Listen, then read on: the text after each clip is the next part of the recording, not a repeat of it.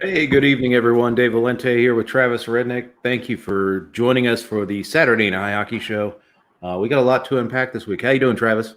Doing good, Dave. How are you? Doing really well. So we're 4 weeks into the season now, and we're talking about lots of games getting canceled due to COVID. The kind of failure of the NHL's COVID protocols, and forcing teams to play. And we're starting to see like cross team transmission, which I think is very concerning that we really haven't seen like the other sports. So yeah, this is a crossroads for the season. I what somebody said, I pointed it out that we have 4 teams now in the COVID protocol that have had their games canceled this season. Um, or currently that are in the current COVID protocol. They were like, well, what's the big deal? It's just 4 teams out of 31. Total, we've had 8 now. And yeah, total has been 8. But when you think about it, it's not just those 4 teams. The 4 teams were playing other teams. They weren't playing each other. So it wasn't like the Devils were playing the Sabres, or and the Avalanche and the Wild had just finished playing each other.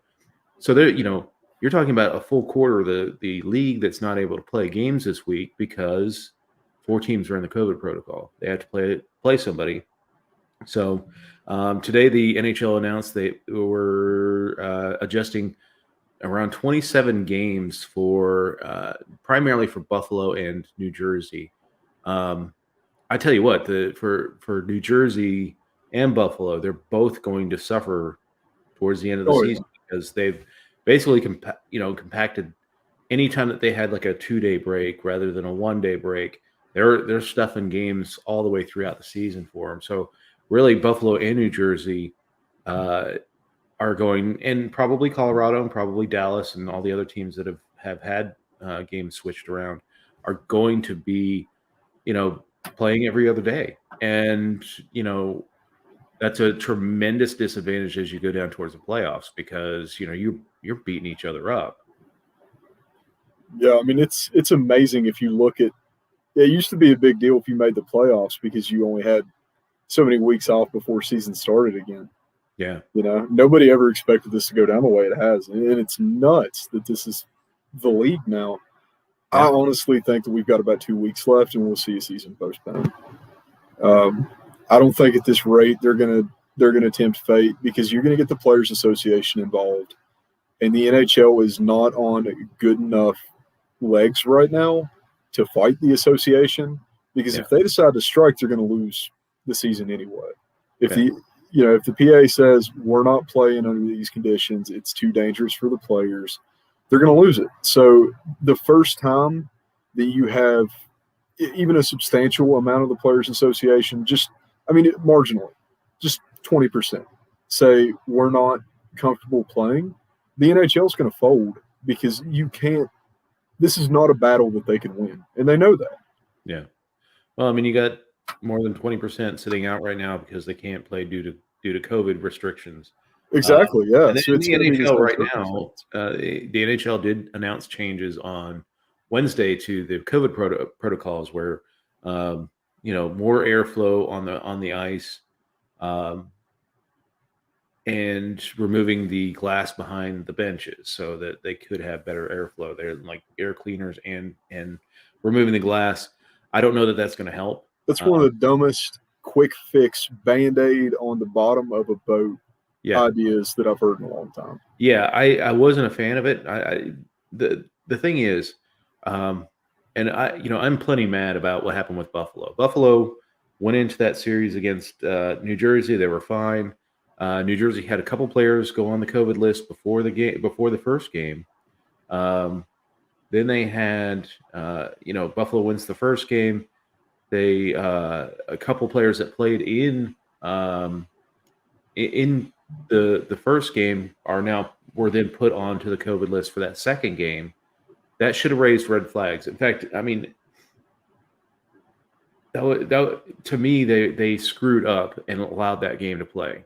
Um, would Buffalo have developed COVID issues off that first game? Probably, but playing that second game and the number of players that New Jersey ended up putting on the COVID list, which was, ended up being 17. Most of those players played in that series, and Buffalo catches it. They're up to about 7 or 8 players today. Dylan Cousins was put on the COVID list. The coach Ralph Kruger is on the COVID list. The guy's 61 years old. It's a little worrying. I mean, the guy's in good health, but still. And the thing that you got to worry about is that COVID is not just like it's a flu. It's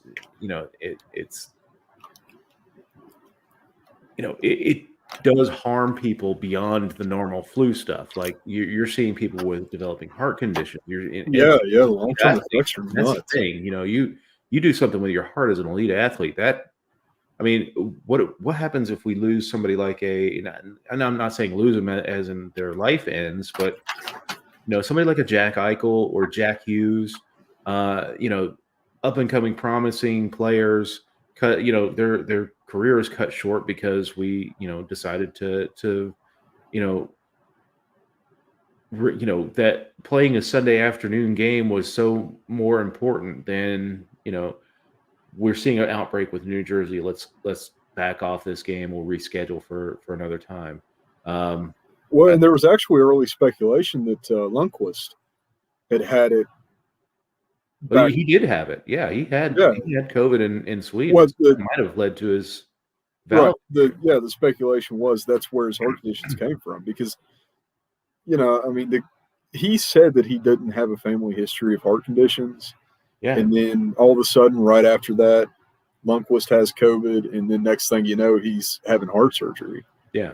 I mean, that I'm not going to say it was the thing that ended his career because I think it was pretty well over. He kind of bench coached, but yeah, it's scary right now that we could lose the entire league because people want to play. And I understand it. I mean, I miss hockey as much as everybody else. That doesn't mean that I want to see the AHL teams bump up because we lost every star player in the league. Yeah. Because we couldn't wait another 6 months. It's not even every. I mean, Jack Hughes is an up and coming superstar. I mean, he has played really well this season, and to see that, to possibly see that cut short, or Dylan Cousins just got put on the COVID protocol. Now that doesn't mean that they have COVID, and the NHL does note that over half the players that have tested positive were asymptomatic. So maybe it doesn't hit them as hard because they're young elite athletes, but still, you lose any top player like that, the impacts on franchise, the impacts on revenue for the NHL, it's got a knock-on effect, and I think they need to take it a little bit more seriously when a team starts to develop these issues. Until that COVID vaccine gets out and teams are able to get that and put that in their players, they have to. You have to be a lot more careful than what they're doing right now. And I don't think that anybody would.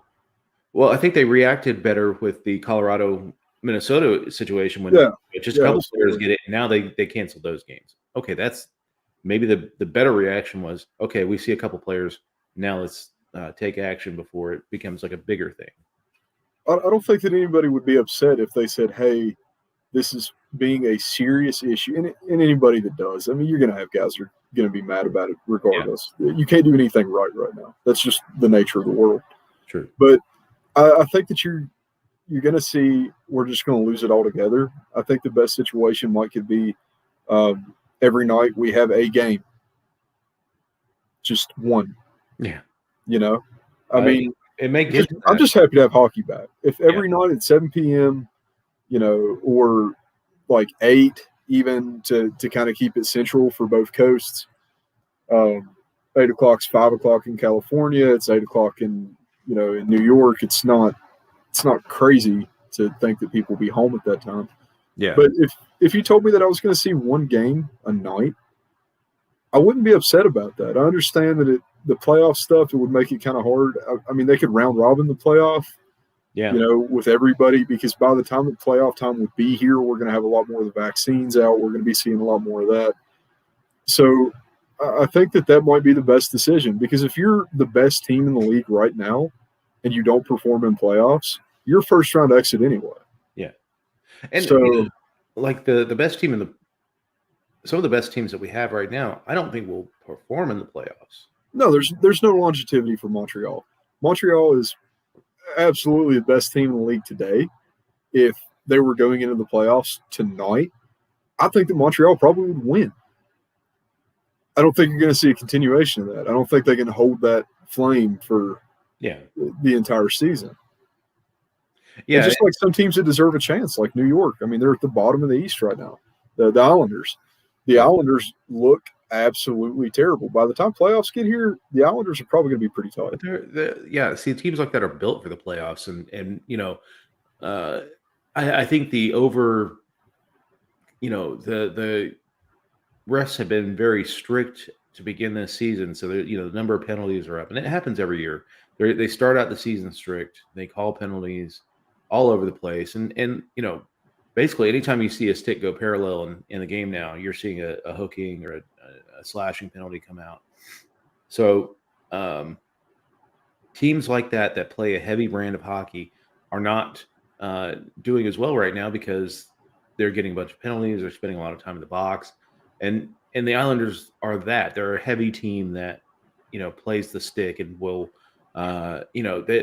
they're getting caught up with those penalties as we get down in the season, and the penalties kind of normalize into regular season mode. And then when we get into the playoffs, if they're in the playoffs, man, that's a team that is prepared to go deep in the playoffs, regardless of where they finish. This brand of hockey right now, though, it doesn't feel normal. It does not feel like a hockey season. It's almost like the hits, people don't want to touch each other, which sounds weird, but well, I mean, it makes sense though. I mean, especially if you watch the Buffalo and New Jersey results, they were you hit somebody, you might catch COVID. I mean, I watched at least 2 turnovers that I'm aware of in that game. I watched that game that were literally getting out of the way of a check, and letting the puck go. Yeah. I'm sorry, man. It's just not entertaining anymore. This is not good hockey. This isn't quality sport. Yeah, I think with this, I mean, you see we've got the divisions not playing each other, so you're seeing different brands of hockey depending on the division that you're in. The North Division is just wide open. It's like if you went and changed all the sliders on NHL 21 to everything's offensive. Your goaltender is, a human sieve, and just go forward that way. It's a fun brand of hockey to watch. I mean, it's kind of that wide open, Gretzky 80s style of hockey, but none of those teams I think are really sustainable in the playoffs. I think once whoever emerges from that in that group in the playoffs to the semifinals will probably not get past the semifinals, just because it's a fun, entertaining brand of hockey that just does not fly in the playoffs. Yeah, I mean, Canada, it's so weird, the differentiation between the Canadian division and the American divisions. Mm-hmm. It's like watching a different league right now, which is cool. It's something that we're probably never going to see again. We're never going to get this weird sideways effect of Canada plays a different brand of hockey than America. But I mean, watching America feels like you're watching America, and then Canada's got all the finesse and and all the scoresmanship and these crazy tricks going on. Yeah, and maybe that's why teams in the United States are the only ones that have been affected by the COVID stuff, is because they actually still do hit. They still do certain the normal game of hockey. Canada has really kind of abandoned that and just gone into this wide open offensive style that it doesn't place an emphasis on hitting. It's more get the puck out of the zone, go quick. I mean, there's just some tremendously fast teams in the Canadian division. Well, and all the Canadian goalies look like goalies from the 80s. Yeah. It's really funny to watch it because it's like I have I mean, expected these guys to just, do, put their legs together or do yeah, a two-pass butterfly. stack or something like that. Yeah, like none of them play the butterfly down there. It's crazy. It's like watching Billy Smith play. Yeah, I yeah, understand the guy was a Hall of Famer. I think that was more because games played, but like, he looks at the puck, he stares at it for a second, it's coming towards him, so he just gets out of its way, and then he happens to get hit by it and make a stop. yeah. That's Well, you have the watching, rest of the New York Islanders in front of you. It helps. The right, yeah, yeah, Potvin and all those guys. But no, man, watching Markstrom is one of the funniest things right now because it looks like the Minnesota Golden Gophers goalie got called up and he didn't get enough sleep last night. It's hilarious. Speaking of weird looks, the game that was on last week when we were on the air, Toronto versus Edmonton. Yeah, what I watched, happened? I watched the end of that game and I flipped it on and I was like, Toronto. Well, it says Edmonton, but it looks Was it Matthews got that OT? no. Was it no? Yeah, it was. It was Yeah. Matthews OT winner, but reverse retro jersey fail. Never Yes. never do a jersey that looks like your main rival because I flipped that game on. I thought it was Calgary, and I was like, oh, I thought, well, it says Edmonton, but that looks like Calgary. It's a very bright orange. It almost looks like red when you're looking at it from a distant shot on TV with the white ice all around it. It was, I don't know what they were thinking. I feel like the Maple Leafs reverse retro is closer to being a Detroit Lions reverse retro It did. than a Toronto. I mean, it really looked like you remember the early 2000s Lions jerseys whenever gray was the coolest accent color. Edmonton screwed up by not bringing back the Will Asteroid. You remember that one? That alternate, it was the gear, the wheel drop around it. It was cool. Was designed by Stan Lee. That was it looks like it was. I 100% believe that because it's so confusing to look at, but it's so cool at the same time. It was a cool look. I like that logo, but Stan Lee designed the oil with the little gear around it. And you had Carolina, of course, their reverse retro was their already third, but why didn't Edmonton do the Alberta Oilers, the WHA Alberta Oilers as a throwback? That's a retro jersey. Yeah. Well, I mean, the whole reverse retro thing kind of threw me for a loop because they have they took old jerseys, but then did kind of they made them look new. And sometimes they took old jerseys. Sometimes they had like a weird 5th grade concept. Yeah, I mean, well, I'm looking. Did you watch that Colorado Minnesota game? I didn't. I didn't get to. Ooh. Yeah. Bright green, bright yellow for Minnesota. It reminds me of the Oakland A's. It's like watching the Oakland A's on it, and the colors kind of harken back to because Minnesota is an amalgamation of I'm sorry, Dallas is actually the amalgamation, but the Oakland Seals, California Seals moved to Minnesota. Right. Were merged in same with Barons. Yeah, I mean it was hot. But that uniform it burned the eyes. Well, I feel like this is the Diamondbacks. The Arizona, the purple, with the orange. It looks like a standard Diamondbacks jersey. Yeah. I guess that what they meant was sports crossover, not reverse retro. Yeah, because really you can pick every jersey that we have on ice and equate it to like either a team that no longer exists, like Colorado doing the Quebec and then Carolina doing the Hartford, Yeah. I mean, it's cool, I guess. I bought one. They got me, Yeah.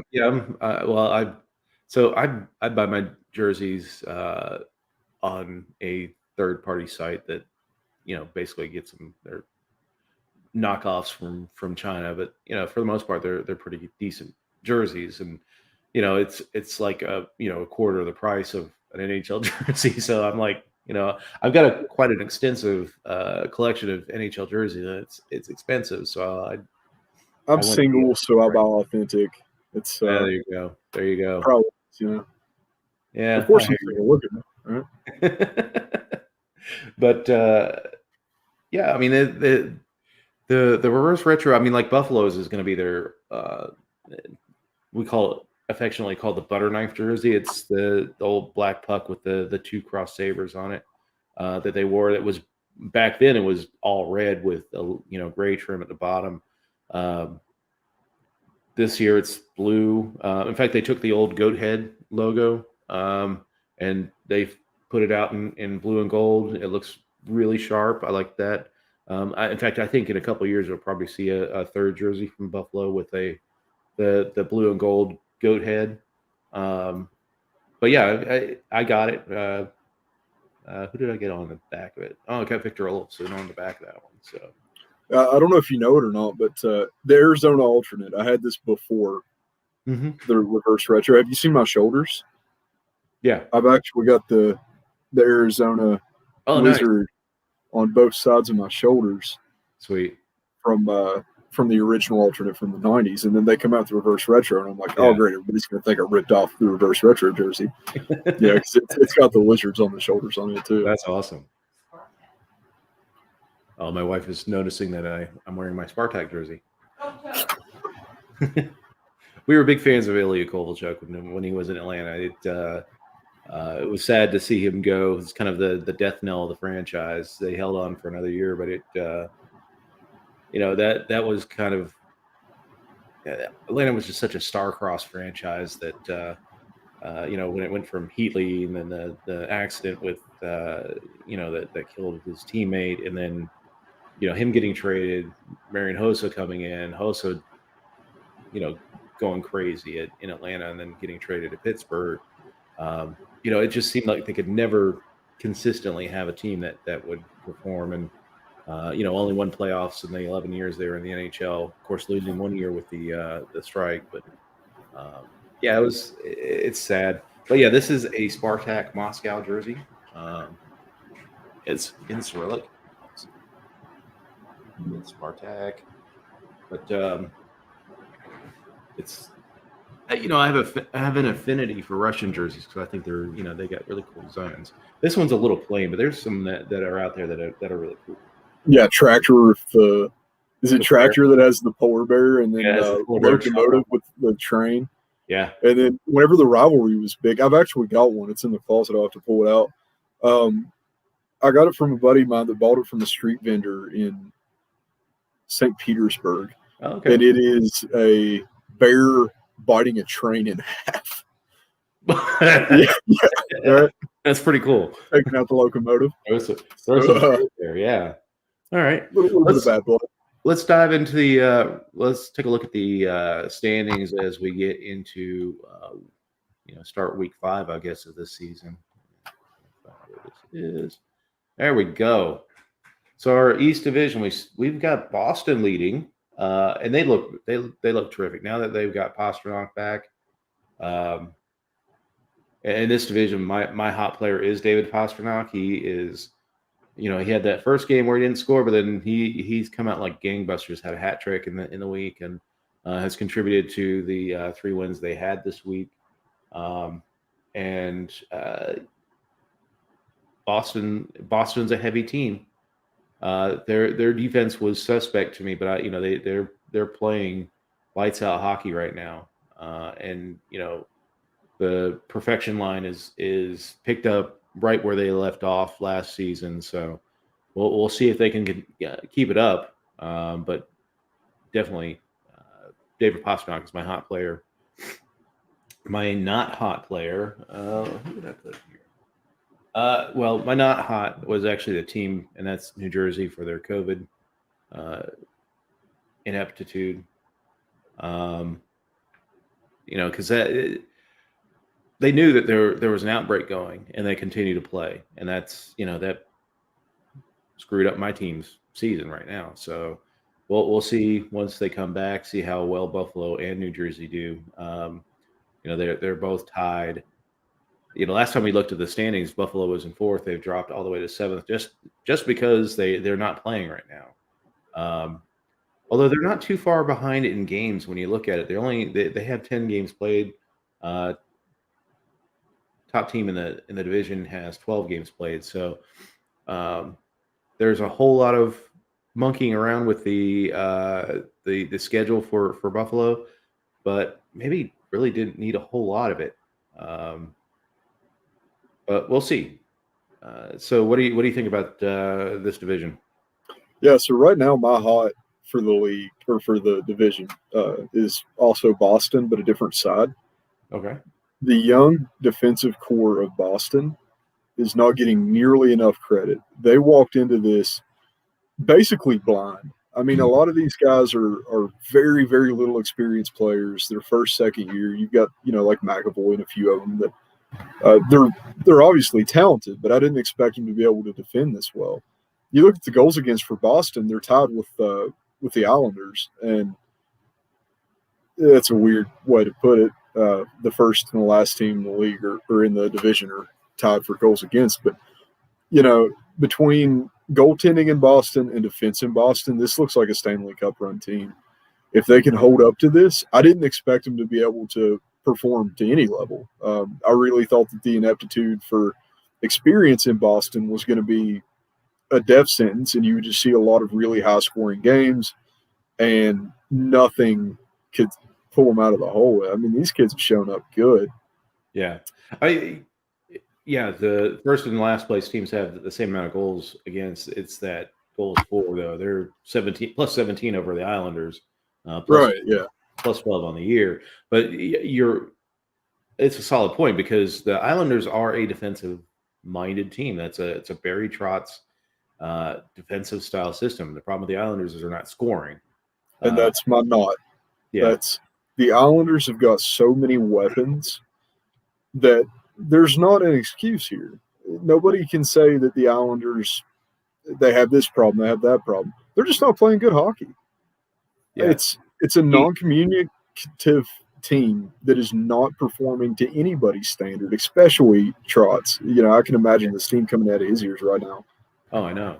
And I expect them to again, this is a team that's getting penalized, and because they play a heavy brand of hockey. Once things equilibrate with the penalties, then we'll see. I think we'll see them start to climb in the standings. I do believe at some point we'll see the Islanders in a playoff position, but because you look, they're only 3 points out of a playoff position right now, even as bad as their start has been. And they're down several games. Yeah. So they've got games at hand. Of course, the old Barry Melrose adage that games in hand only count if you win them. So, but yeah, I'm definitely not discrediting the Islanders in longevity, but as it stands right now, they got to get their act together. This is terrible. It's not fun to watch. Their games are not good games. Yeah, it's just they have to have the worst penalty kill in the league right now, right?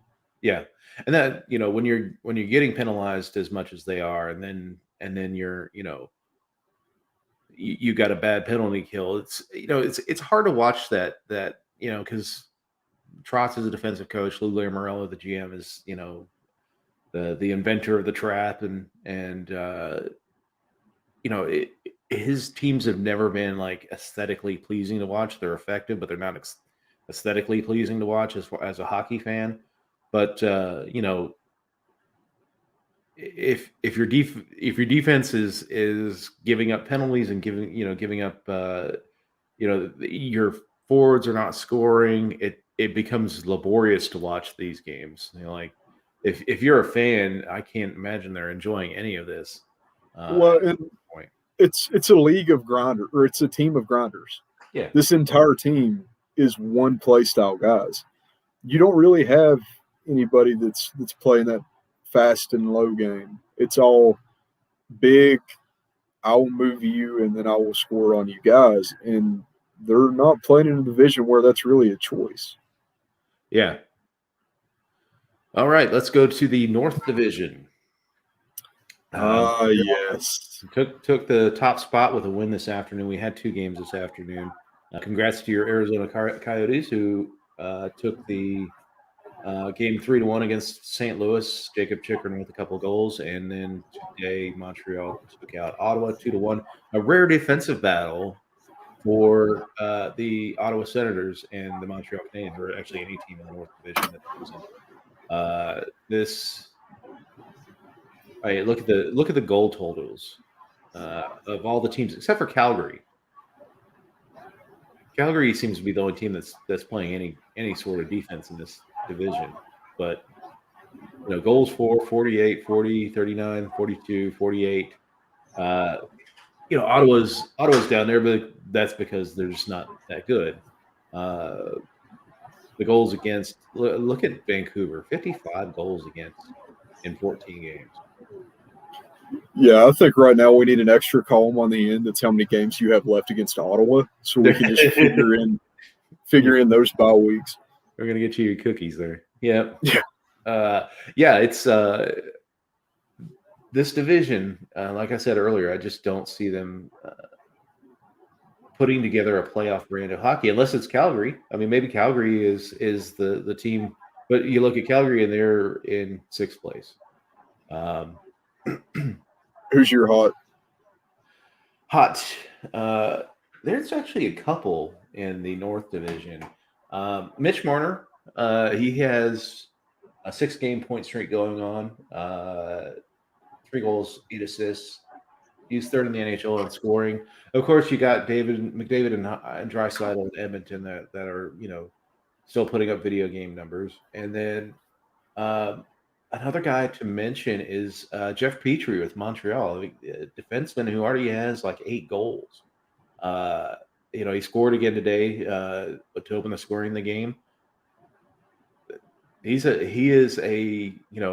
weapon this season, and he could get hit near his normal point production for a full season in just 56 games if he can keep it up and keep scoring at his current pace. So, Jeff Petrie and Mitch Marner are my hot players. The not hot mentioned earlier, the goaltending in this division. Looking especially at Vancouver, Edmonton, and Ottawa. Ottawa, 52 goals against. The tandem in Vancouver of Demko and Holtby at 55 goals. Sub 900 goals or save percentage save percentage, and then 3.5 goals against average. That's just not going to get it done. They're fortunate to be, tied for that 4th playoff spot, and it's maybe they're lucky because they don't they that you don't have as much competition in the division, and Ottawa is awful, and they'll get their games against Ottawa, but I don't see Vancouver being sustainable if they in that neighborhood of the playoffs if they are continuing to give up 3.5 goals a game and not getting anything from their goaltending. Especially Holtby, which they invested a lot of money in this year. Yeah, they got screwed pretty bad on that one. Yeah. What about you? I'm going to go with my hot right now. Actually, is I'm going to have to say Brock Besser. That Besser line. I don't feel like Vancouver's getting any credit because the rest of the team's pretty bad right now. You got a few exceptions. Hughes still looks good. Yeah. You've got Pedersen. That first line is great, and everybody knows it. But the depth of Vancouver is actually pretty surprising. Besser looks like a first-line center right now. I mean, he's playing as a first-line player on a second line, which is awesome. I can't wait to see where he goes. I don't see him staying in Vancouver after his contract. I think that Besser's going to go on to be a really, really big name in a market that he can be. He seems pretty underappreciated there. Oh no, they've been talking about trading Besser the last couple seasons. Which I hope they do. I hope that he goes somewhere that I'd like to see Besser on Ottawa. Who was the other guy that kind of got bullied out of Vancouver? Chris Tanev.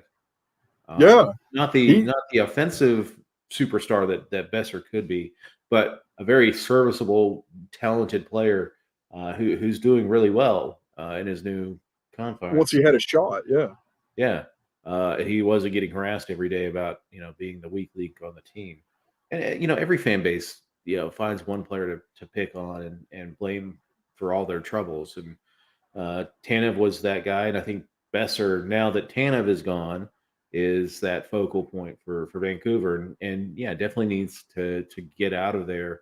Although the way he's playing, you can't. I mean, if it wasn't for Besser's line, I think that it- after this season, though, Besser is going to be huge. He's going to be a few first round draft picks, yeah, or first and second round draft picks. He's going to be a big name forward, uh, maybe a combination.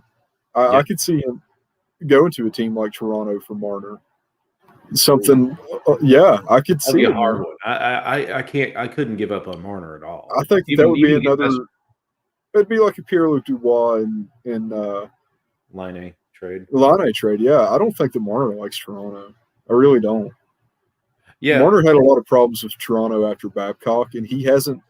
It's interesting because after the situation with Babcock, Marner's numbers went down a lot. yeah. If you look at whenever that happened to now, I think that Marner's done with being there. It could Uh, be. It's hard to leave a team that got that kind of offensive firepower as Toronto does. So I don't know. I mean, I think that if I was Toronto, I don't know that I would make that trade unless there was a locker room issue with Mitch Marner. But other, I don't think that that's a player that you give up on unless there is an issue. And we'll talk about another player that's been having an issue a little bit later. But yeah, that's the only thing I could think of with Marner is that unless there's an issue, they're going to keep him there as long as they can. yeah, and you've already covered my knot in this division. The goaltending, wow, man. Yeah. Honestly, this most of these teams could call through AHL goaltender and probably do better. Well, Edmonton has. I mean, Edmonton's gone through like four goaltenders, and they're just, it's not the goaltending for But Edmonton. It's the yeah, defense because Edmonton's the their lack of defense is defense. awful. And You have Darnell Nurse and Ethan Bear, and then and then you you have have like three four lines of pillows. nothing. You got four throw pillows on the back end beyond Nurse and Nurse. I'm not even that impressed with as a high draft pick. Ethan Bear is a very good defenseman, but the rest of that defensive core is just you put two orange cones out there, you'll do a lot better. Yeah, Ethan Bear actually is one of my top three new arrivals to the league. You've got him, Miro Heiskanen, and of course Kel McCarr is Yeah, the hottest thing to hit the ice since Bobby Ward. yeah, Ray Borg. yeah. We'll say Bobby for another year or two. There you go. Let's see. Guess we're done with the North. Let's take a look at the Central. Tampa Bay has risen to the top. That's not a big surprise. 7-1-1, 15 points. And they've looked really good in their games. There's not like a real deficiency in the game. But for me in the Central Division, my hot player is and team really is Florida. Look at Florida, man. They're 6-0-2. Look at Florida, man. Florida, man, yeah. But they're the only team in the league that has not lost in regulation. They did have a loss this week, and that was Jonathan Huberdeau. That guy's a stud, man. His talent's being wasted in Florida unless Florida Severely underrated. yeah, severely underrated player. When you start talking about the top offensive players in the NHL, you can't leave out Huberdeau because he's just got that The flair. generational talent when it comes to forward play. I mean, a lot of guys, whenever they get out of Florida, do great. Like, look at Vincent Trocheck. Oh yeah, Trocheck's He is thriving in Carolina. Yeah. So Florida, Jonathan Huberdeau, they had The one loss this week was against Nashville. It was a wildly entertaining game. Again, Sergei Bobrovsky is awful. He is the albatross that, if Florida makes the playoffs out of this division, will be the reason why they don't get past the first round, because he is just $10 million worth of awful. He makes Jeff Skinner's contract look reasonable. Now they've got Spencer Knight coming in, right? Yeah, well, I mean, Spencer Knight is. It'll be a while, but that's it'll be at least it'll be the next long go for Florida. Dreger's not done too bad. I think in that game, I think Bobrovsky did come in and kind of shut the door, making 12 saves over the end of the game. But other than that, Dreger's done fairly well. But for those two losses, those were on Bob because he just can't stop anything. Yeah, he's a very temperamental player. Whenever he's good, he's great, but you don't know which one you're going to get. Yeah. And so, but that game was wildly entertaining. Philip Forsberg had, I think both Huberdeau and Forsberg had 5 points in that game. Both had hat tricks, and Nashville got the win in overtime. It was one of my games of the week as far as entertainment value. Let's see. My hot player, Florida. My not. Man, I got to drop a bomb on the Nashville goaltending. Pecorino and UC Soros. Let's see. Their stats are. Rene is 2.77 goals against average and a .902 save percentage, which is in the lower half of the league. And then Saros, who's, this is supposed to be his year of stepping up and really taking the reins, being that true number one of Nashville. He is, lower third of the league with a 3.31 goals against average and an .893 save percentage. That Nashville is close to 500 is a miracle, and it just speaks to the offensive capabilities of the team. But this team can't survive long term unless their goaltenders get right. At least, yeah, absolutely. But that's what I got. Who's your hot player in the Central? My hot, actually, I've got a non-player. Congrats to Justin Williams, formerly of the Carolina Hurricanes, for being hired on as an advisor for the Canes. I think that's, as far as outside morale coming in, I think that's going to be a huge, huge thing to help out the Canes, because it's, I don't know what they're paying him. Obviously, it's not going to be what he would cost to keep him playing.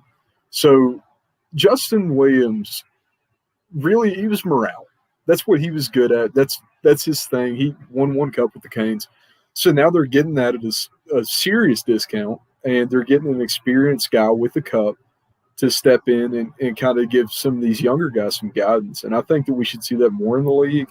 Some of these, not dynasty players, because obviously he'd been on Philadelphia, but some of these, really big names as they retire. I mean, if you had more guys picking up, imagine if Columbus would have got Rick Nash to come back and just not even assistant coach, just hang out at the rink and ask these guys if there's anything they can help them with. My other big one for this division is going to be Patrick Laine. What a filthy, nasty, dirty goal the other night. That was embarrassing to watch. Yeah. I mean, he walked like 4 guys, and then just that spin move, that was straight out of NHL 21, be a player. Oh, I know. It was like, hit the circle button, boom. That was a great debut. Both Laine and Roslovic tallying in their first game in Columbus, or their second game, was it? I believe. Yeah, second game. Second, yeah. So that they're off the ground and running in Columbus, while Pierre-Luc Dubois finally cleared COVID protocols for Canada today. He had his first skate. Will play I think Monday or Tuesday, whenever the next Winnipeg game. And I saw something out of Line that I'd never seen before. What's that? I saw a shot of him on the bench smiling. Oh, there you go. Yeah, good for him, right? Yeah. It was just weird because whenever you see him, usually he's like the most straight-faced, serious-looking guy. Yeah. And you can tell when players are miserable in their situation. He's been miserable in his situation for the last couple of years. well, I have a friend of mine that is a photographer for the Washington Capitals, Uh-huh. and he frequently has run into, the Winnipeg team, especially after games. And this happened this week, which is why I'm putting it out there now instead of last week whenever we were on topic. But he said that it wasn't uncommon whenever they were in town for, Wheeler and those guys to kind of push Line A to the back of the pack and make him walk behind everybody. Oh, wow. If the hallway was wide enough for everyone, then they just sort of scoot over until we get behind him. He said he's one of the nicest guys he's ever met. He was super excited to interact with fans, but whenever you got him around the team, he just shut up. So Wow. to see him in an environment where he looks like he can be happy, that's awesome, dude. I'm really happy for the guy. Yeah, definitely. Let's see, 14:32 into the 14:32 left in the first period. It's 0-0 between the Penguins and the Islanders. I have got series for these two teams because they're just not. They neither team has been off on a really fast start. Yeah, I've got Vancouver and the Detroit Lions. Are they wearing the reverse retros again? Yeah, they are. Oh, wow. And they've got Holtby in that. So maybe this is tonight or the night that he shows up. And actually, for my pick of the week, I'm playing the correct score on this game is Vancouver to win 4-2. And then I've got Vancouver on the alternate money line to cover that bet as well. All right.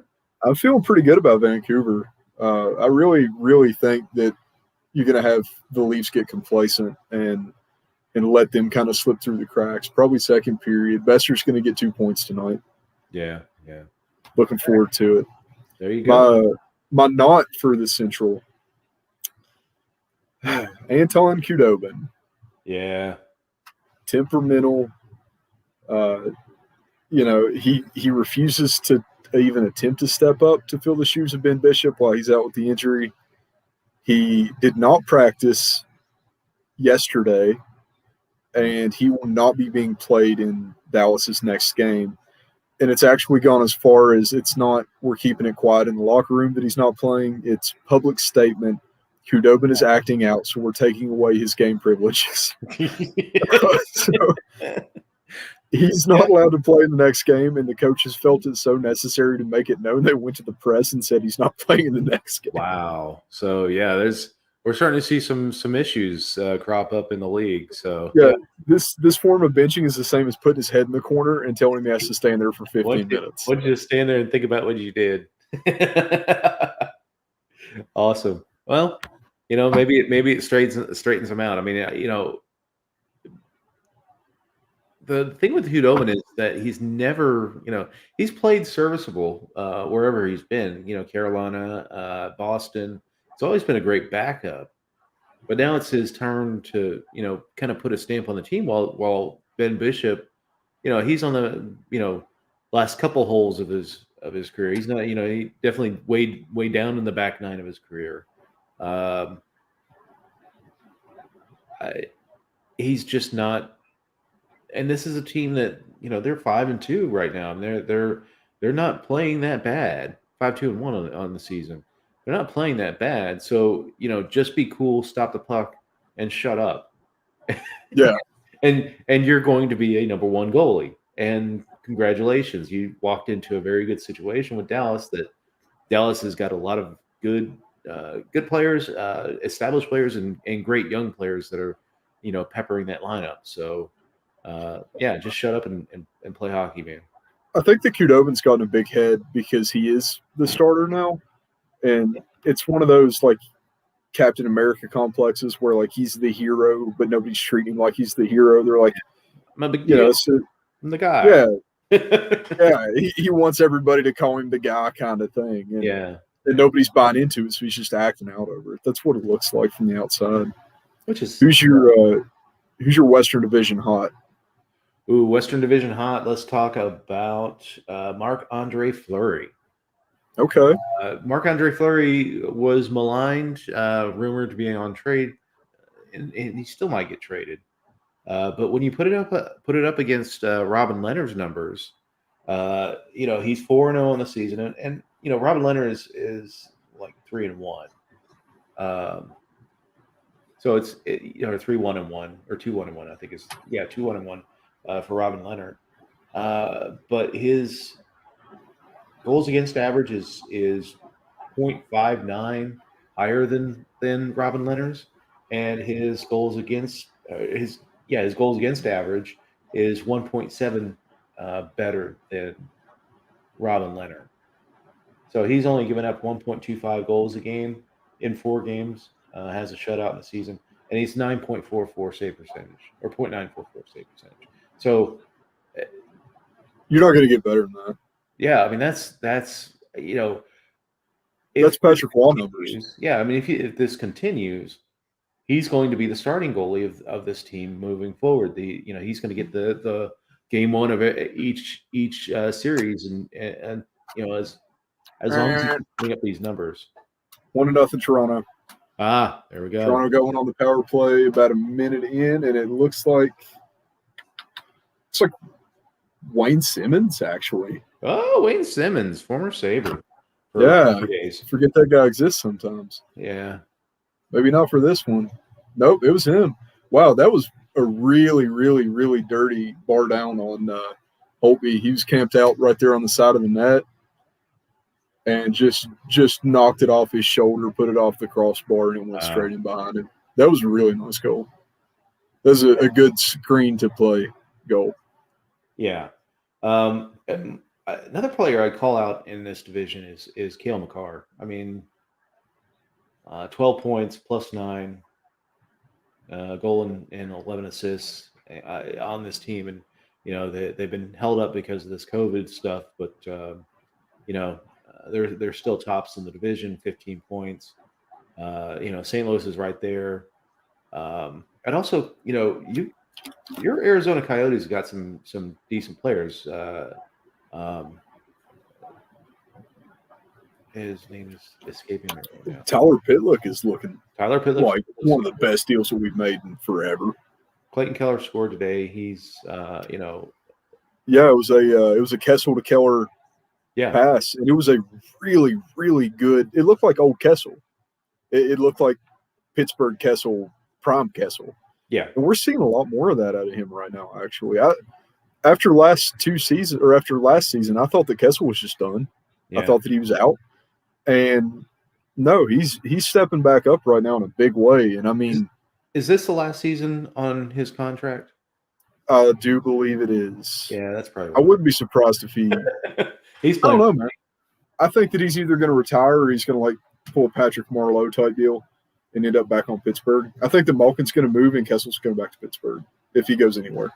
I think once you make that move in Pittsburgh, you're not bringing in aging superstars. Well, former superstars. Kind of. I think that Pittsburgh's grasping for straws right now. That's why we just had Jim. Last name. Yeah, Jim. Stepping down, but that was because Pittsburgh didn't want to trade Chris Letang, and that signals to me that there is a difference in opinion of where you want to get out of. You don't want to be like Chicago and all of your superstars, move past their prime or get injured, and you can't move them. So, I think he was starting that conversation of, hey, let's start retooling. We've been trading off our first round picks to keep relevant in the league. I think the window for us to be a legit Stanley Cup contender is closed. Let's deal off Letang, get a first round pick for him. Let's deal off Evgeny Malkin and get a couple first round picks for him, or a pick and a prospect. And And But Pittsburgh's not buying into that, so maybe they're going to say, "Hey, no, you're wrong. We're getting the band back together." You know no, what I mean? I don't yeah, know, dude. I don't think you Pittsburgh put pulls weird moves. Kessel back on that team though.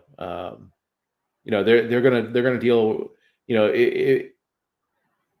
If they play true to form, and it depends on who steps in as the new general manager there. It's not going to be Chris Drury, who is given a promotion in New York, but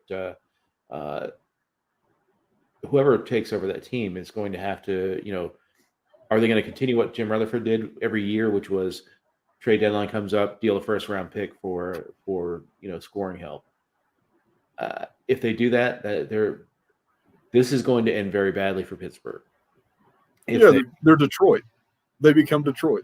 They become Detroit. They become Edmonton. Worst case scenario, which is you spin or Buffalo, where you just spin for several years in mediocrity. Well, actually, not even mediocrity in the bottom of the league, collecting first round picks and just not because you haven't made a first round pick in 6 years.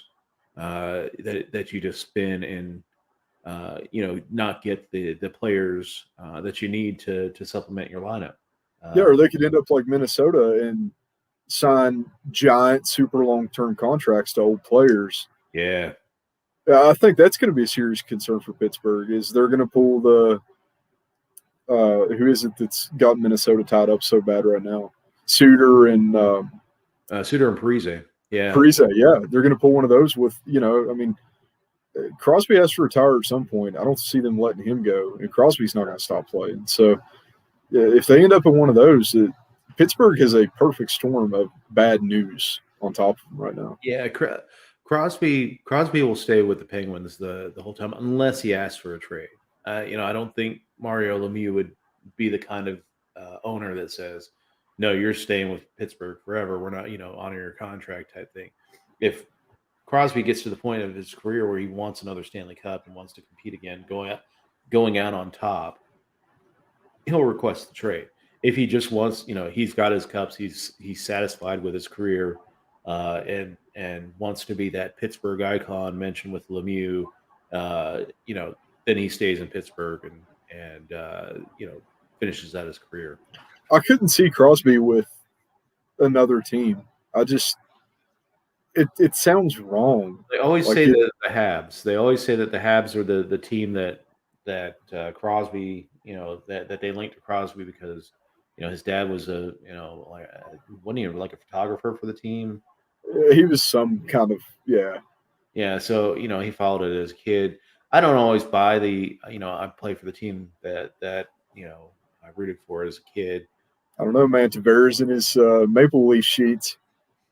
And that roasting that he got when he came back to the island was classic. Snake. No, that was. I always respect the Islanders fans for their ability to roast somebody, and that the only team that beats out the Islanders 10-1 is Philadelphia. Oh yeah, dude, Philly scares me. So I mean, I've seen Arizona play once in Philadelphia. I had to do it to get it off of my list of places to see Arizona play. I will never be back to Wells Fargo Center. You don't have to worry about it. Yeah, I don't. It's relatively close. It's 3 hours for me, but that's one arena I would never go watch the Sabres in. I mean, hell, during the playoffs, that there was a reporter for Montreal that came out and found his car vandalized by Montreal or by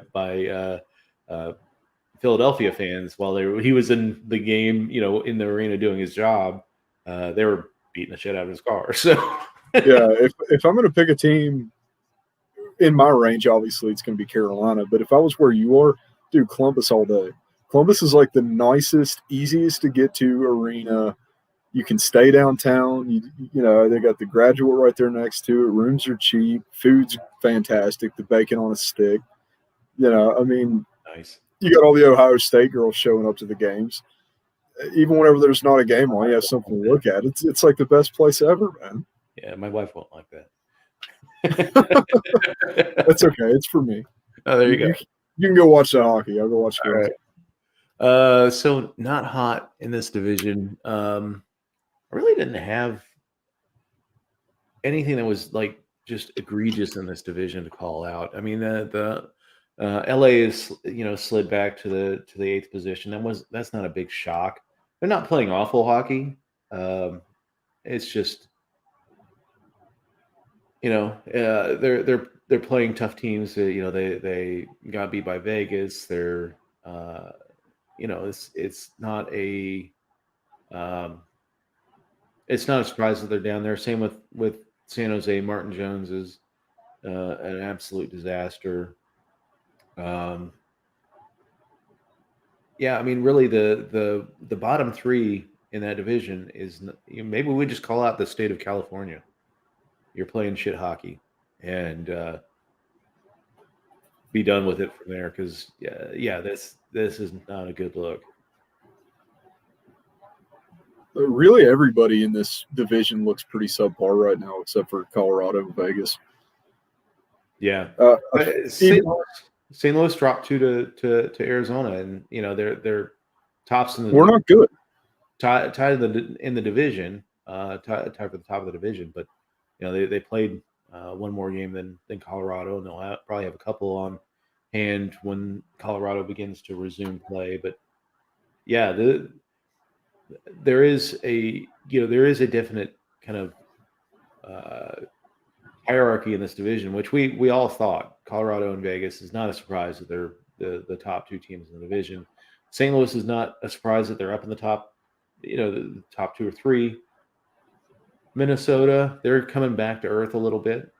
They had a couple of tough games against Colorado, and tough games to watch with that jersey that they're wearing. But Arizona's hanging around, and when you're a team that's trying to find their identity and trying to keep relevant within that division. The longer that Arizona, and same thing with my Sabres, longer they can stay in that 500 zone and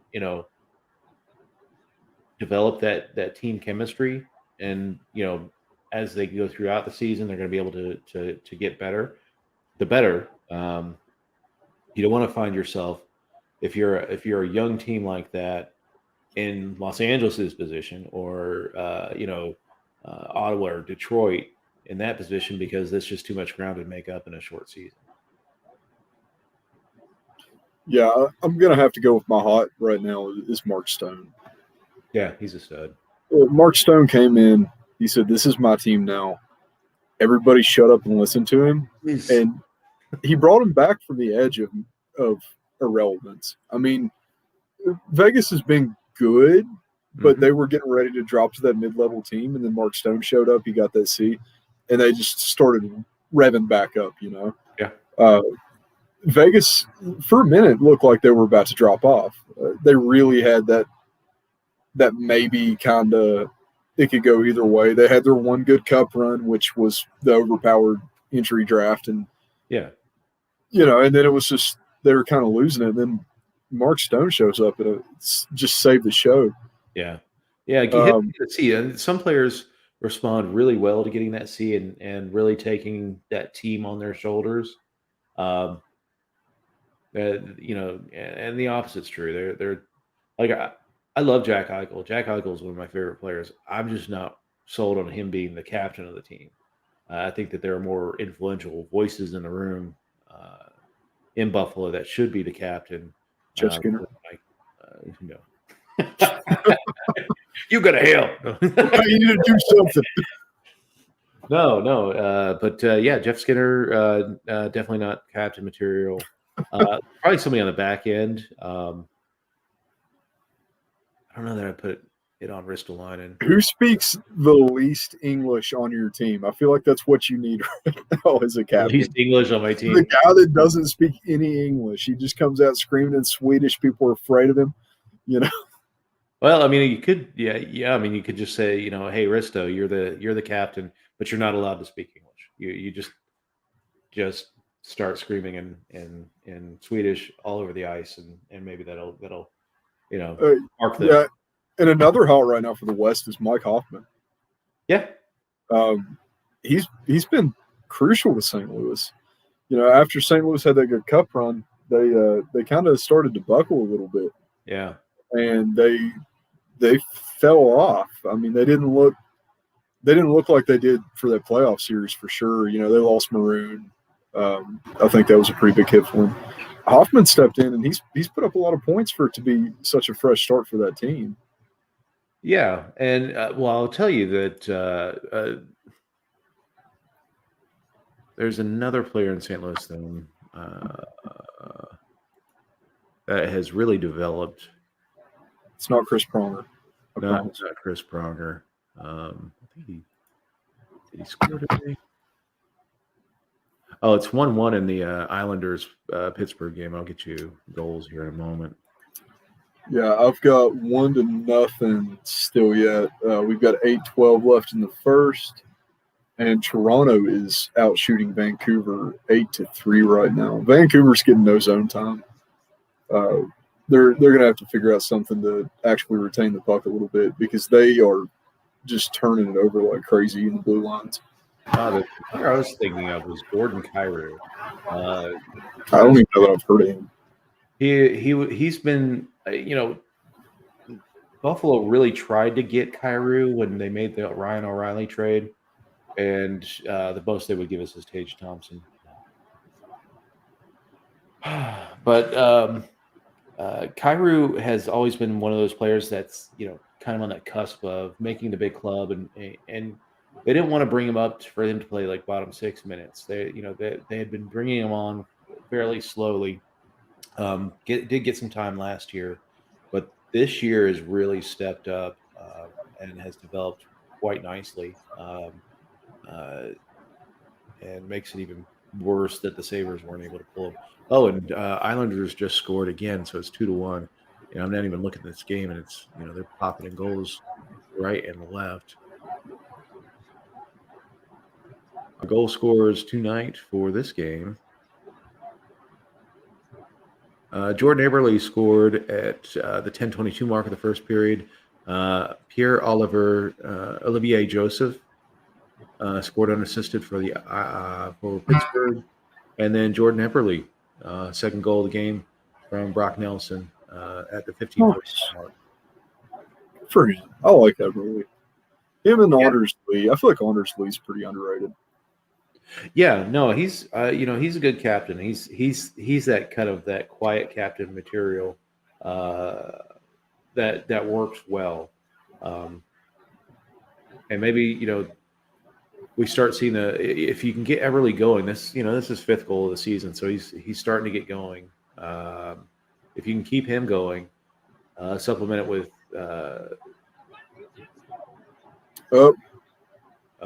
is that Matthews? Yep. We got 2-0 Toronto. Uh-oh.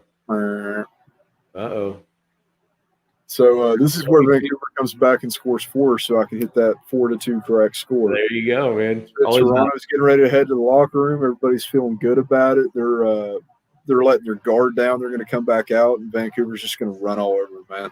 There you just go. Bang, bang, bang, bang. Well, I hope that works out for you. Yeah, me too. Also, something else that we didn't mention at all that we should have got to in the East. I love to hate him.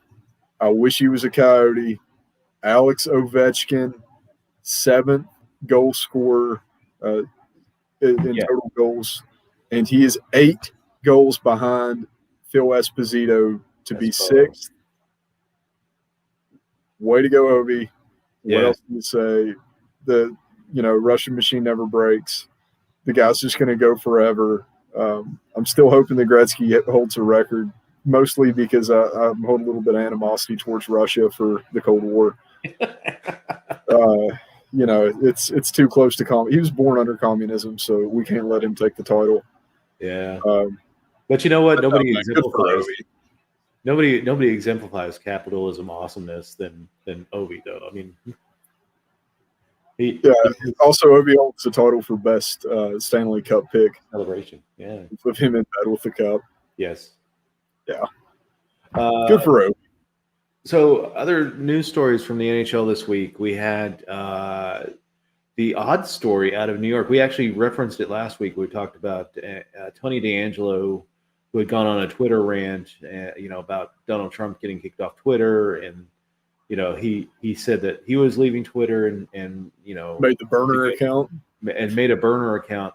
At the end of the game last week, after our show was over, he gets into a shoving match with Georgiev.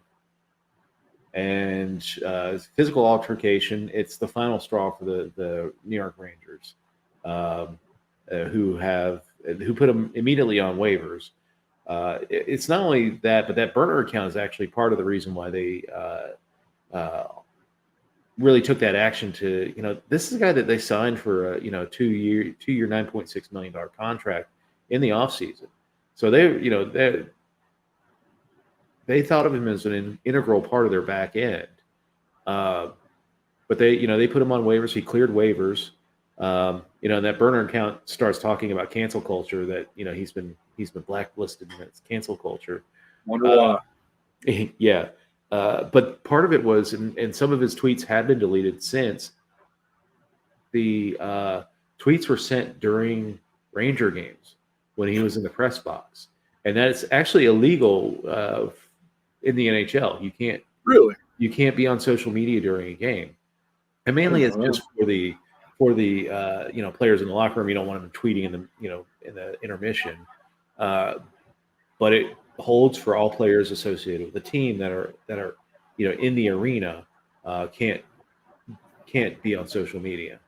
And so that's another issue with him. He also had the history when he was in the OHL, saying racist things to a teammate. He's got the reputation of being kind of a locker room bully, and I think the Rangers finally just had enough. And we'll see. Maybe that was the reason why the Rangers got off to a slow start. Is you have a guy that I understand why he was frustrated. He was on the ice for when Pittsburgh beat them 5-4 5-4. He was on for like all the, or 6-4. I'm sorry. It was 6-5 because it was an overtime game. But he was on the ice for 5 of the goals, and one of the goals was like a complete miscommunication between Georgiev and himself that led to a goal. But that entire roster was frustrated, and I think it boiled over with him. Now that he's been removed from that situation, I wonder how. If New York, has addition by subtraction. Yeah, I think that it's going to be another one of those big morale things. Oh, nasty. Uh-oh. Is it number 9 Miller? I think, is it Jake Miller for Vancouver? Just got his nose slashed off by Zach Hyman. I mean, he's still on the bench. It doesn't look like he's bleeding. If he is, it's not too bad. That was nasty, though. That hurt me to watch. So we got Vancouver going to the power play with 4:18 left in the first. But yeah, I think that Tony D'Angelo, he always seems like he's been an attitude issue. I mean, even whenever he's playing for Arizona, he was pretty well known as just like the guy that nobody wanted to be around. Yeah. And I think that that's a continuation, and he's just getting more disgruntled as time goes on. He's a very, if you don't support my beliefs, then I'll break your nose type guy, but it doesn't really work for him. He's a bully, and he was a bully in Arizona. He was known as a bully in Arizona. It's one of those guys, regardless of which way he leans, it's not the political affiliations the issue. It's the lack of willingness to understand that not everybody's going to feel like you, and not everybody cares what you have to say. Exactly. He just tried to force it, and he lost. So I'm really happy to see that. I think that the league's better off without him. I hope that he ends up in the KHL or something, and he can go complain about Twitter in Russia. But he's not a guy that we need around. He didn't perform to a level that makes his value higher than the deficit that he brings in his attitude. Exactly. I mean, he was very serviceable as a defenseman. This year, less so. and that's of course part of the reason why he got waived is that if you're making $4.8 million a season, uh, there's no call for them to put up with what you're doing if you're not performing at a high level. Like, you could bring up like Sean Avery, who was a locker room cancer as well. But Sean, to an extent, did perform, and he did. Well, and Sean Avery was an enforcer. Yeah, You got the same Sean Avery against his team as you did against everyone else. Like, you knew what you were getting with him. There was no question. If you're getting Sean Avery, you're getting Sean Avery. It doesn't matter yeah, who you are. yeah. And Sean really wasn't more of the cancer inside the locker room. He was just he was such a polarizing figure outside the locker room. His comments about uh, former girlfriends and things like that, and that brought problems to the team, but it wasn't so much that that it caused issues within the locker room. This is locker room, and when you're causing issues in the locker room, you're not performing on the ice, and you have a history, and you're doing things that violate league rules. That could actually bring sanction against the team. They could Yeah, lose money, they could lose draft picks, and that's certainly it's a non-call. I mean, it's an easy decision, and I don't think that I've seen anybody defend or anybody go on the offense against the Rangers. I think that everybody is pretty well in unison that yeah. this is what should have happened. It's not like it's a topic to talk about because it happened, but I don't think that anybody's upset about it. Yeah, and and if he was that great of a player, then when they put him on waivers, somebody would have picked him up. But it's Um, like Brett, the one-man scoring machine of Hull. yeah, If he would have performed at Brett Hull level, yeah, nobody would have minded that he was a prick. yeah, He didn't, so he can't. yep. And now the Rangers are going to have the unenviable task of trying to trade this guy because he's still under contract for 2 years. You could bury him in the minors, but if you don't want him around the NHL players, why would you want him around your prospects? I mean, if he's going to be a bully to an NHL player, what makes you think he's not going to bully a young guy that's not performing or you know makes him look bad on the ice for some reason? Uh, it's just not a situation you want him around any of your players. So get him out of there. But finding somebody to take him will be the issue, and you're not going to get value for it, and you're probably going to have to pick up some of that contract on the back end too. But there's a very fine line between what I'm about to say and what I think is realistic. Um, I wouldn't be surprised if the Rangers, if they can't get rid of him, I mean, if they just end up stuck with this contract, which is what looks like is indefinitely going to happen. I don't know if that little spar of Georgiev at the end of the match, paired with the attitude issues, the continually evolving attitude problems that he's bringing in. I feel like there's going to be some kind of suit with the league, maybe with the Players Association, They, something to get them out of the contract. yeah, they could, especially if they're able to prove that those, beyond the shadow of doubt that burner account is his, which there's been pretty good evidence put out that it is his. Well, yeah, the guy that found out that it was him literally posted his IP address Yeah. to Twitter. Like, he said, this is the exact same. I mean, he'd hacked Twitter and he had like the box. Yeah. Uh, and Of course, then that's not are able to legally tie required. those tweets during the game to him, tweeting from the press box, then yeah, you got grounds. I just think that if you do try and cancel that contract out, the Players Association will definitely fight that tooth and nail. I don't Uh, think the Players Association is going to make an attempt to defend him. I it's He's hard. turned everyone against him. Yeah, unions will fight if they think that this is something that can be used further on problem players that they aren't doing exactly what Tony DeAngelo did, but they're they're not favorites within the organization that they find some chintzy thing to cancel the contract on. So that you'll get a fight from the union. It just depends on how much they want to invest in getting rid of him. I do think that at some point, some team that is desperate for defensive help is going to, make that inquiry. That thought that perhaps we can get him under control. He'll have contrition because he just He'll be thankful to still be on a team. yeah, he talked himself out of New York, and maybe maybe you'll get the 2 years, the rest of that contract where he somewhat behaves and kind of returns to what he was as a player, and then you can get rid of him and not worry about it 2 years down the road, and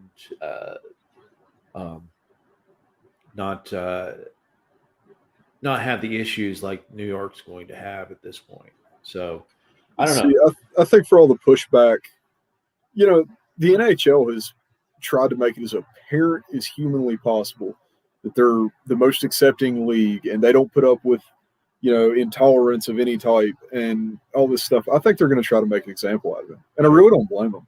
If you're going to make an example, make one out of somebody that deserves to be made an example out of. Sure. This isn't a scapegoat. This is just a rightful play for the league. Matt Cholko in Virginia says they have to defend him whether they want to or not. Yeah, that's true. I mean, a union will defend you whether they agree with what you did or not.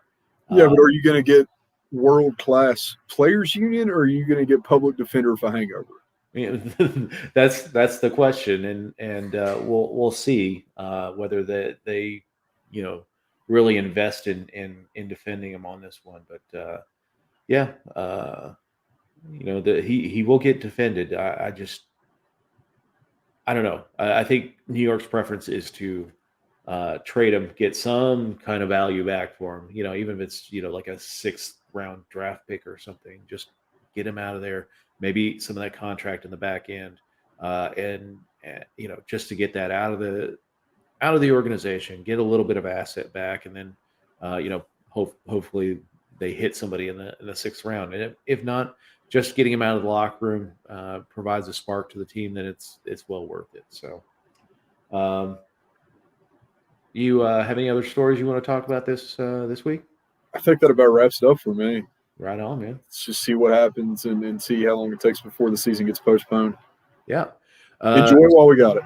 Exactly. Well, I think when we get down to it, that I don't think they're going to postpone the season. I think with the vaccine out there and the warmer months starting to come up, they're going to hold on. Do I think that the schedule is going to slip?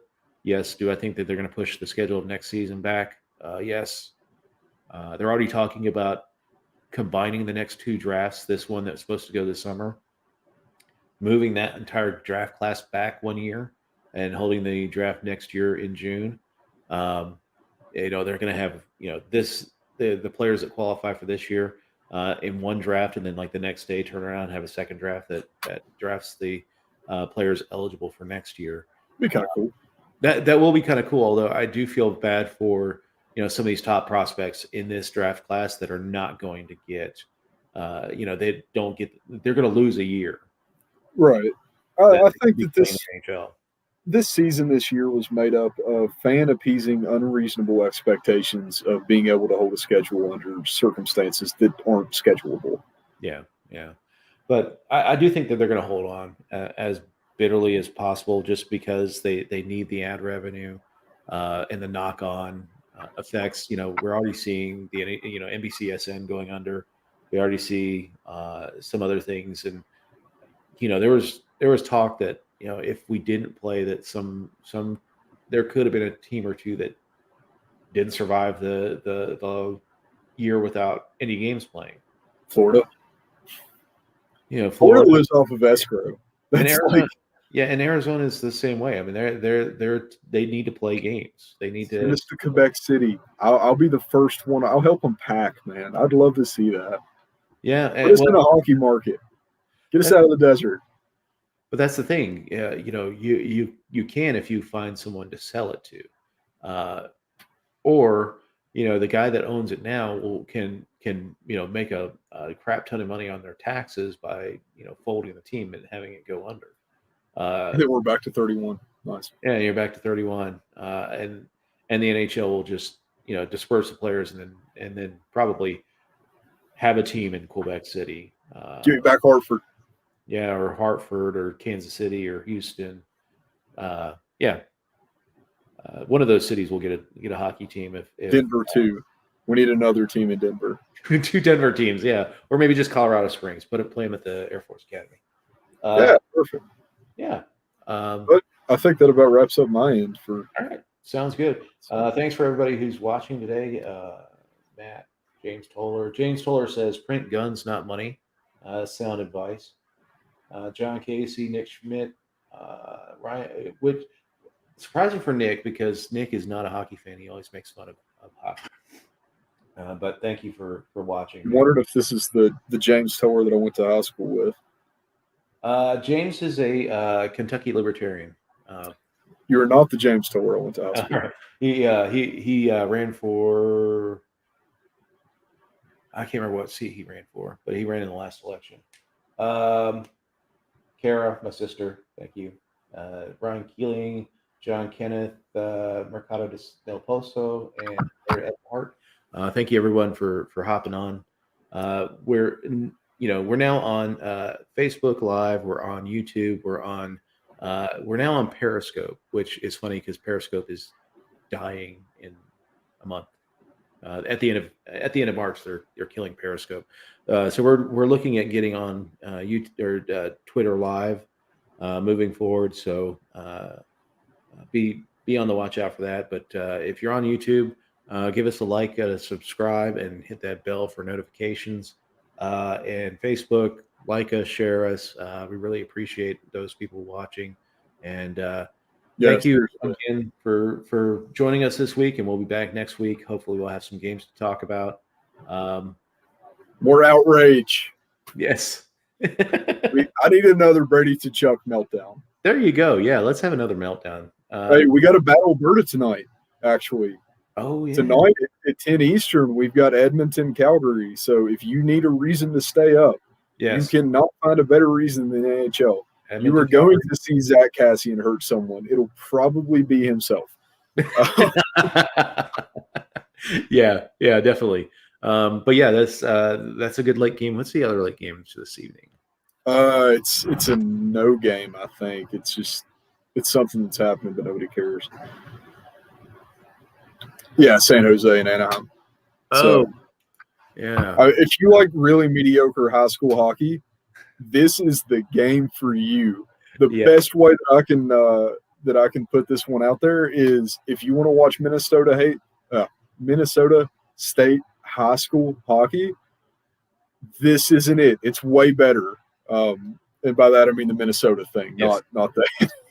Oh, yeah. I love to watch Anaheim play, though, man. Anaheim has so many great players that are terrible, and it's a weird, like, oxymoron paradox. Except for John Gibson. John Gibson is the only reason that they have any points this season. And you got Kevin Steele, who I only know about because his name's fun. Yeah. He sounds like a porn star. And you've got, Fowler, Cam Fowler, who's still relevant, but like barely. Yeah. Hampus Lindholm and Ryan Getzlaff, and Getzlaff sounds like a duck. I don't know why. It's just one of those names that I associate with duck bills. Yeah. Yeah. So, if you want unentertaining game, I would go with the San Jose Anaheim game. If you want to have entertaining Rock'em Sock'em, I don't know what to think about the goaltending in this game because it's the Oilers. The Oilers are awful. What goaltending? But Markstrom's not been too bad in Calgary. They are the best defensive team in this division, which is Honestly, this year I'm just waiting for somebody to sign David Ayers. Well, that's the league we live in. Well, Yeah. it's hard because it's Canada, and anybody that goes into Canada has to sit out 2 weeks. So you Oh, got it's to. okay. David's Oh from yeah, that's Toronto. right. He's in Toronto. That's right. Yeah, so we can bring him over.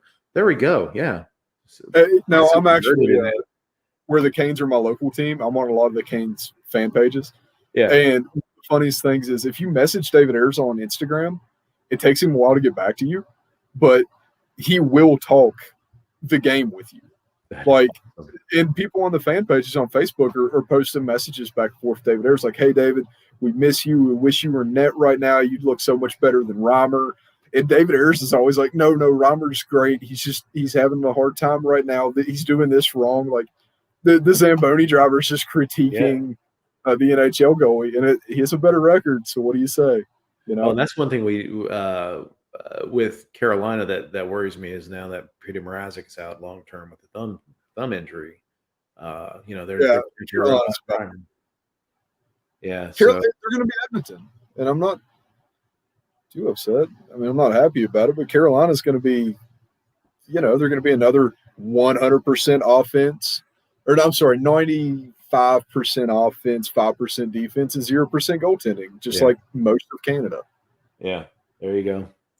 All right, man. Well, thanks for joining. Thanks everyone online for joining, and we will see you all next week for another exciting evening of Hockey Talk on the Saturday Night Hockey Show. Take care, everyone. There it goes.